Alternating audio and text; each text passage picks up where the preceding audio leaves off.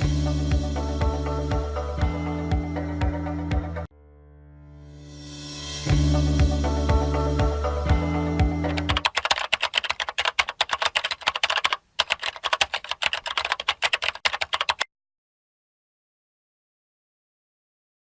système ouest-africain d'accréditation, le SOAC, a été mis en place suite à un règlement communautaire de l'UEMOA, 2005 d'abord, et révisé en 2010, qui crée les structures régionales de la qualité au sein de l'UEMOA.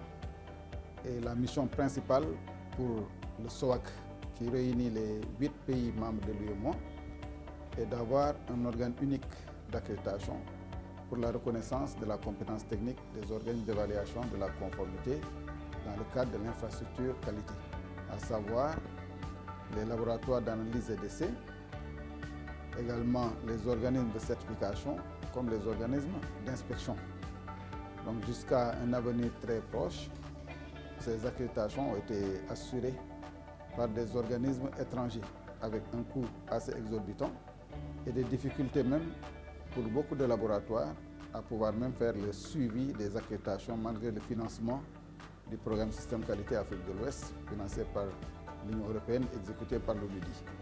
Donc en certain moment, il fallait marquer le pas et aller vers donc, des options décisionnelles importantes. C'est dans ce cadre qu'il faut saluer l'appui de l'État, du gouvernement ivoirien, qui a pu mettre à notre disposition gracieusement, ça c'est un résultat, un local fonctionnel équipé et même est en voie d'être acquis pour, définitivement pour le SOAC. Ça vraiment c'est un geste que nous saluons à l'endroit donc des autorités ivoiriennes. Et à partir du moment où le siège a été acquis et que également les instances, surtout donc d'exécution, à savoir le directeur général en la personne de Marcel Baguidi, a été nommé avec une équipe technique qu'il a mis en place, il fallait aller à l'action, c'est-à-dire à l'accréditation. Donc en 1 an et quelques mois, il est parvenu avec son équipe à pouvoir accréditer aujourd'hui 8 laboratoires. Le dernier en date, on vient de remettre tout à l'heure au cours de cette cérémonie le diplôme d'accréditation. Donc pour le laboratoire d'Alema de la Côte d'Ivoire sur la métrologie. Et au total de 8, dont on a des laboratoires d'analyse biomédicale, mais également des laboratoires d'analyse et d'essai, et aujourd'hui un laboratoire en métrologie. Donc si on parle des résultats, je pense que ça c'est un résultat factuel. Et sur le plan institutionnel, il faut saluer également au niveau du gouvernement ivoirien, on est en phase d'avoir donc l'acte de siège et on a aussi la reconnaissance de SOAC, qui est une association d'utilité publique, avec l'état de siège. Beaucoup de privilèges et d'avantages vont être accordés au SOAC pour sa fonctionnalité.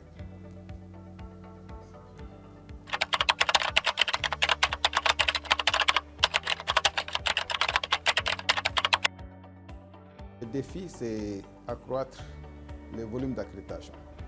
Parce que aussi l'accréditation, ce n'est pas de mettre tout ce dispositif si les organes d'évaluation de la conformité ne suivent pas. En ce sens, il y a des notes qui ont été prises par les ministres en charge du commerce comme de l'industrie dans l'ensemble des pays pour demander désormais à ce que tous les organes d'évaluation de la conformité, laboratoires, organes d'inspection, organes de certification, puissent maintenant s'adresser directement au SOAC dans le cadre de l'accréditation. Donc ça, c'est un challenge. Et je pense que la sensibilisation est de mise, comme l'a rappelé tout à l'heure, même monsieur le ministre de l'Industrie et du Commerce de la Côte d'Ivoire. La Côte d'Ivoire a posé des actes forts pour même rendre presque obligatoire l'accréditation par rapport à ces organismes. Dans les autres États, on va en ce sens, mais l'autre défi de fond, ça va être naturellement le défi financier. Parce que là, le SOAC n'est pas un organisme qui va faire générer des revenus. L'accréditation est dans le cadre du service public. Dans tous les pays du monde, même c'est subventionné par les gouvernements. Ici, on va nous atteler à mobiliser davantage les ressources. Jusqu'à présent, donc, on continuera avec l'appui de la commission de l'UEMOA pour les 450 millions pour 3 ans. Et comme le représentant résident de l'UEMOA l'a signalé, à la suite de l'évaluation, ce n'est pas exclu de voir comment l'UEMOA va continuer. En même temps, au niveau de la commission de la CEDEAO, avec l'agence CEDEAO de la qualité, au niveau surtout de sa structure qui est donc EcoRAS, qui est donc le comité pour l'accréditation, sur le système régional d'accréditation. Là aussi, des ressources vont être attendues, mais toutes ces ressources sont des ressources d'appoint. À terme, il faut que ça soit une contribution des États, parce que les normes nous interdisent de pouvoir demander des cotisations par rapport aux organes d'évaluation de la conformité. Là se poserait le problème de l'impartialité et des conflits d'intérêts. Tout cela, il faut le gérer avec Ministry pour aller vers cette reconnaissance mutuelle que nous cherchons à travers la FRAC d'une part, mais également au niveau donc, de l'ILAC et de l'IAF, en termes surtout de signature d'accords de reconnaissance mutuelle.